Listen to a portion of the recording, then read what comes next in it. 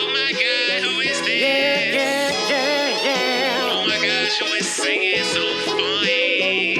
Yeah. What we got? We got science. What?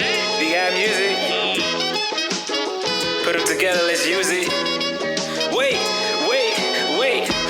Let me be the substrate in your ear receptors. And let this not just be one endeavor. I get crunk on the science. Yeah, I pull the lever. And with the music, I just hope you say, dang, you clever. Whatever. Bring it, master what matters. All the while my life is scattered. You surge on in general. I guess you're David Satcher. And you bet I got you when it comes down to the laughter. And whatever may come after. Scientifically sound so profound. Gonna convert energy like it's dollar to the pound. Just listen to this while you're making some hash browns. Or maybe later after you raking some cash mounds. Who am I? It's Ralph from the South, who raps out his mouth. And we bring the music to the science that's around. And that's on period. And I just thank you for hearing this scientifically sound. Oh my God, I'm so excited. I'm so excited.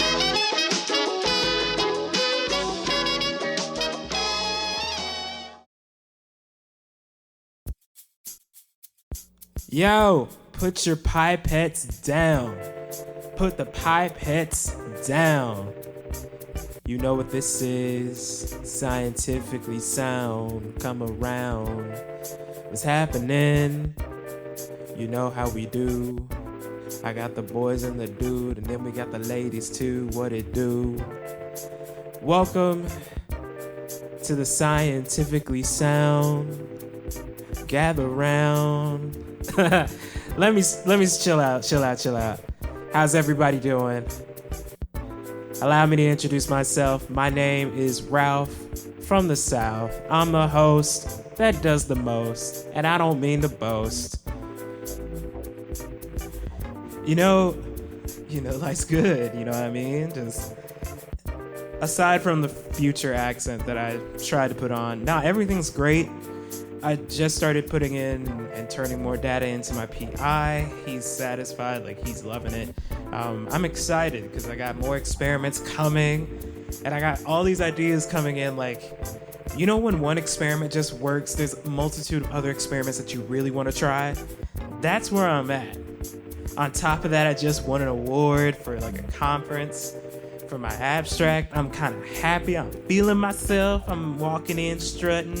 Virtually, obviously, because we can't meet, but life's great.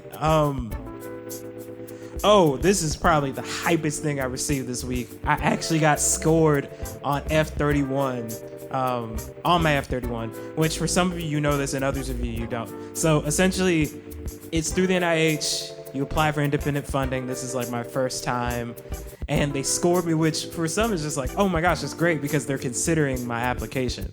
So stay tuned. There's more to come. And I'm excited because, oh my gosh, what if I get independent funding? It's a party.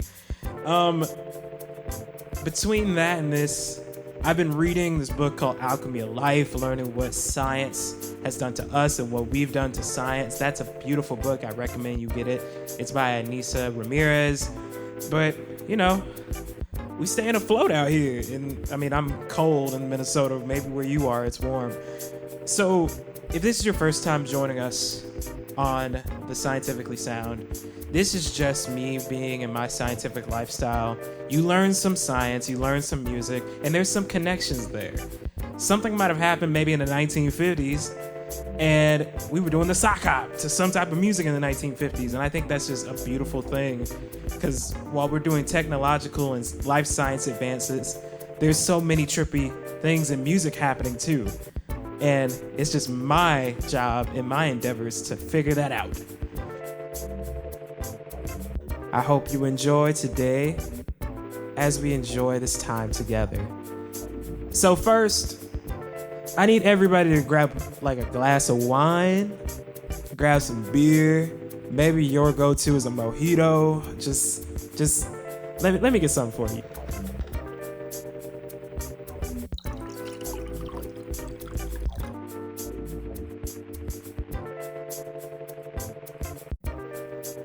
Look here.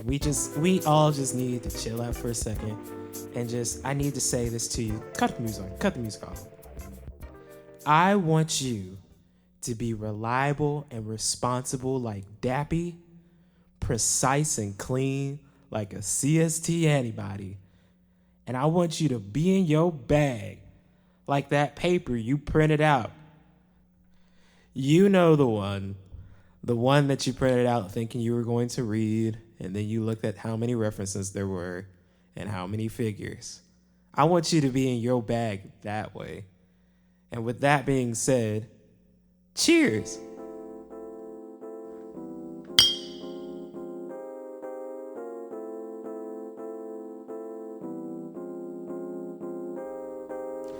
So being a part of the Scientifically Sound is just seeing what was happening in music during this time and what discoveries were going on during this time as well.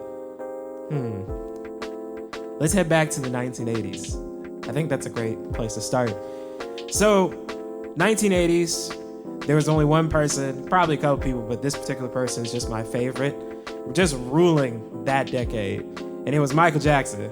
Michael Jackson was already coming off of his great run with Off the Wall. He's already gearing up for Thriller in terms of recording the album and the song. Meanwhile, we got David Bowie probably picking up another instrument. You know, it's an interesting time in the 1980s. MTV just happened with that astronaut mascot in Little Corner. And, you know, Gucci Mane was born, Goo-Wop, and some other people, you know, men, you know, there's Lin-Manuel Miranda, whoever that is. Oh, and you can't forget Ashanti. Never forget Ashanti. And, you know, while this is going on in music, in the science in the 1980s, they were trying to answer just big questions at this time. We got eukaryotic genes that are just finding out to be split. We got cloning of mice being figured out from 7-day embryos. And then new mechanisms are just being discovered in bio, like RNA splicing and this RNA synthesis.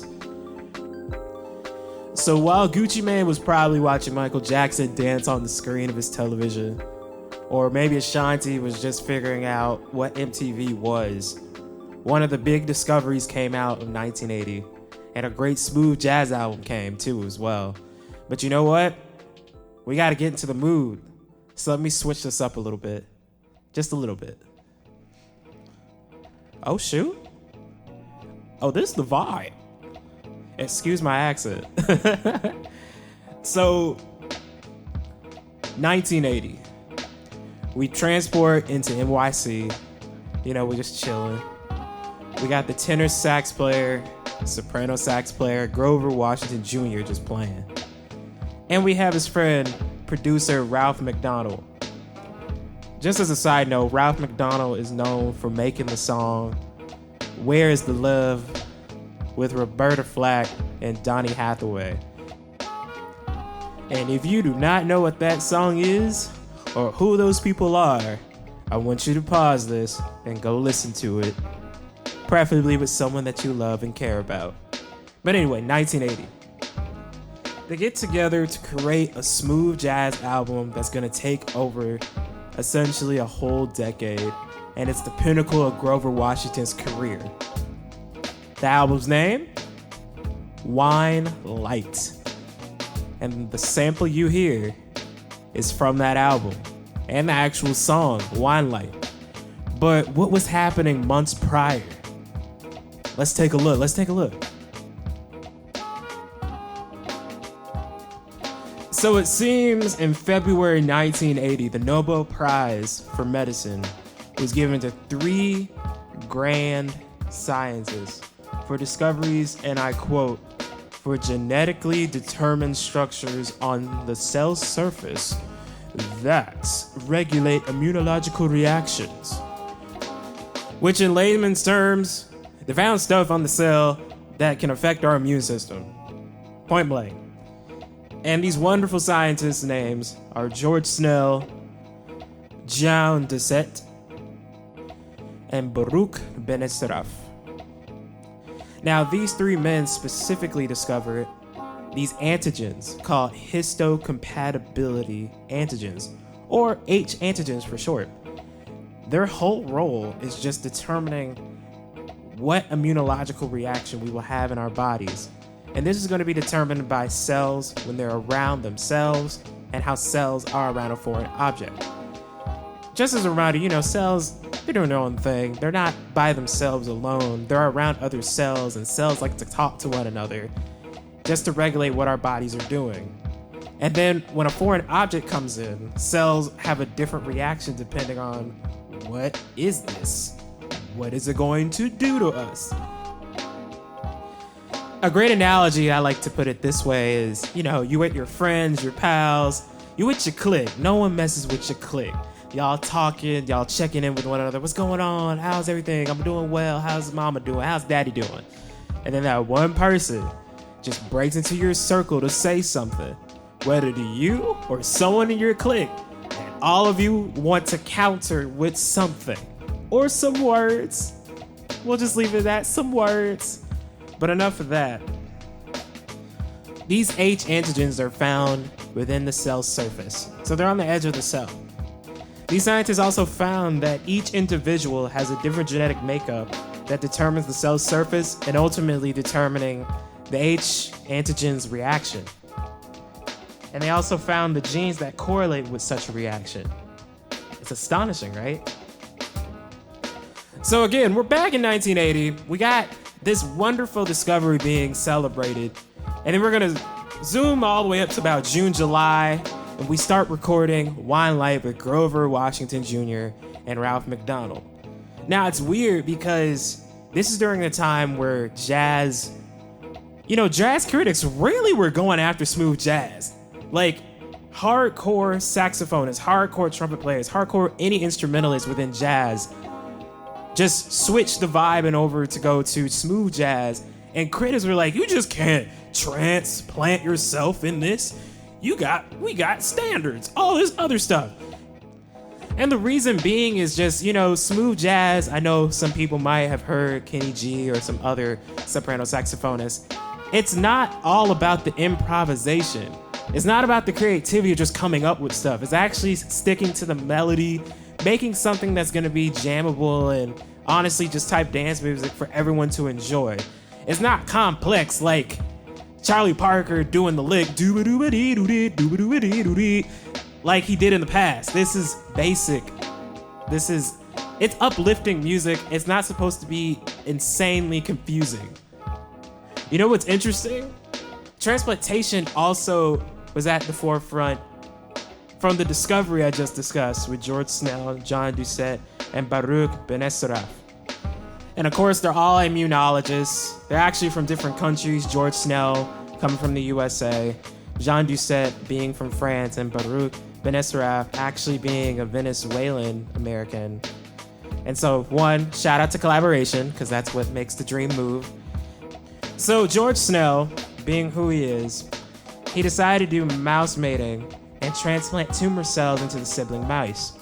He come to find that antigens were getting in formation with one another due to genes coming together into a complex called the major histocompatibility complex.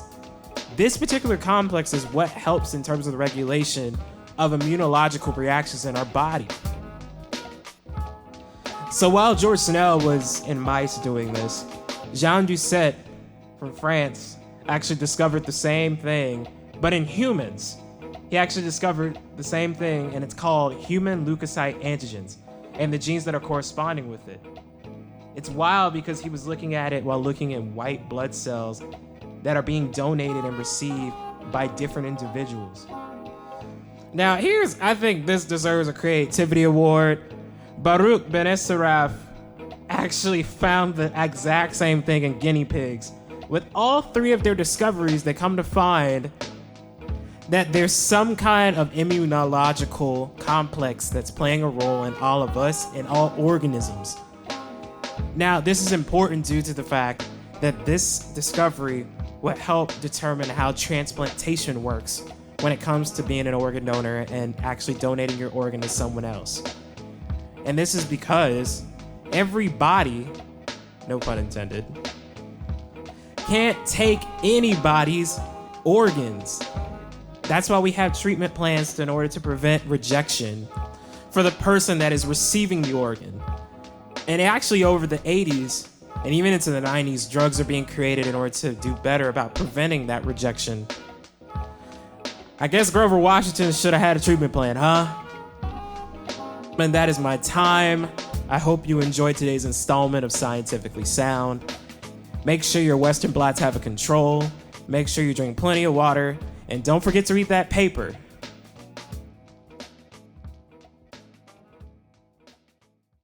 Hello, Earthlings, everyone. Salutations. First of all, thank you so much for taking a listen. I know y'all hear that plane that just came through. I'm just outside chilling. First of all, thank you so much for listening to the episode. If you want to follow us on Instagram at Scientifically Sound. You can also follow us on Twitter at the Sci_sound on Twitter. So always chime in. We love to have your questions. We love to see your input because this is just a journey that I'm on. The song of the week I want you to play this week is called Shortie's Portion. The reason being is that I was riding in the car with my dad, and they instantly were saying that this song came from Patrice Rushen. Now, for some of you, Patrice Rushen might sound familiar because she sings the song Remind Me or Forget Me Not. And I was like, wait a minute, this is a jazz station. What is she doing on the jazz station? Come to find out, Patrice Rushen was originally a pianist in a jazz group. And then she transplanted herself into R&B, you know? And I think it was more so of the transition towards that point. And so I guess she did have a treatment plan and just leading into becoming the superstar that she is now. So everyone, have a wonderful week. I'll catch you on the flip side for next month.